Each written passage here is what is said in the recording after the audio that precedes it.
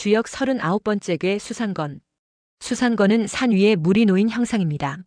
물은 흘러야 제 역할을 하지만 산에 막혀 더 이상 앞으로 나아가지 못하는 상황을 상징합니다. 이름 그대로 건은 다리가 불편해 제대로 걷지 못하는 모습을 담고 있어 이 궤는 막힘과 장애를 대표합니다. 하지만 여기서 중요한 것은 이 궤가 단순히 불행을 의미하는 것이 아니라는 점입니다. 길이 막힌 상황 속에서도 오히려 새로운 길을 모색하고 잘못된 길을 피하라는 하늘의 메시지라는 겁니다.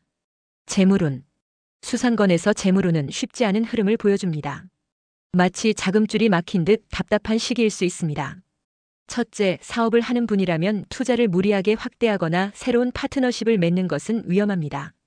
외부 상황이 불안정해 예상치 못한 손해가 생길 수 있기 때문입니다. 이 시기에는 공격적인 확장보다 내부를 정비하고 손익 구조를 재검토하는 것이 유리합니다.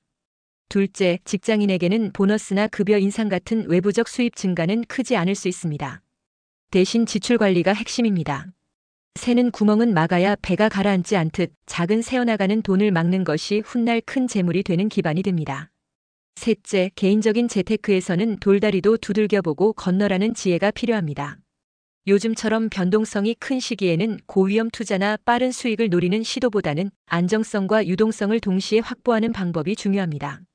저축이나 장기적인 안정자산으로 눈을 돌리는 것도 좋은 시그널이 됩니다.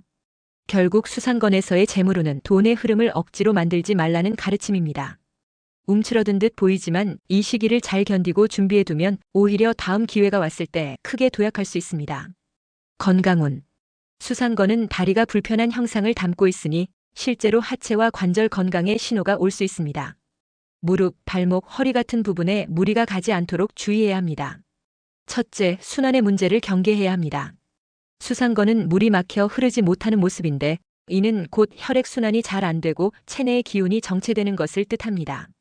쉽게 피곤하거나 손발이 차고 소화가 더딘 증상이 나타날 수 있습니다. 둘째, 마음의 건강도 놓치면 안 됩니다.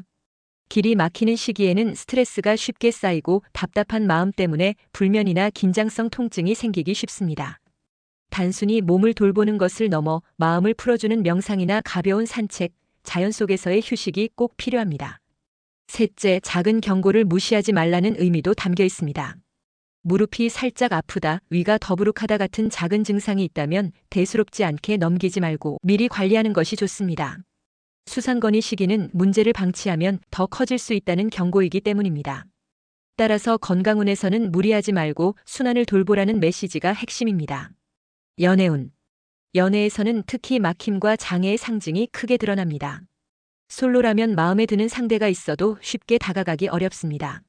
환경적 제약, 상대의 상황, 혹은 본인의 용기 부족 등 여러 가지 이유로 관계가 진전되지 않습니다. 이럴 때 억지로 다가가면 오히려 역효과가 날 수 있습니다. 대신 자연스럽게 다가올 수 있도록 시간을 두고 신뢰를 쌓아가는 과정이 필요합니다. 커플에게는 오해나 소통의 단절이 생기기 쉽습니다. 서로 좋아하는 마음은 있지만 현실적인 문제나 주변의 반대 같은 외부적 요인 때문에 다투거나 주저앉게 됩니다. 이런 시기에는 문제를 당장 해결하려 애쓰기보다 상대의 입장을 이해하고 기다려주는 것이 중요합니다. 장애물은 언젠가 사라지지만 그때까지 서로를 원망하면 관계가 쉽게 틀어질 수 있습니다. 또한 이 궤는 오래된 인연이 시험을 받는다는 의미도 있습니다. 관계가 진짜라면 어려움 속에서 더 강해지고 아니라면 자연스럽게 정리될 수 있습니다. 결국 수상건은 진짜 인연만 남는다는 정화의 과정이기도 합니다. 상대의 마음으로 수상건이 나온다면 상대방의 마음은 흔들림과 주저함이 가득합니다. 좋아하는 마음이 있더라도 상황적인 이유로 쉽게 표현하지 못합니다.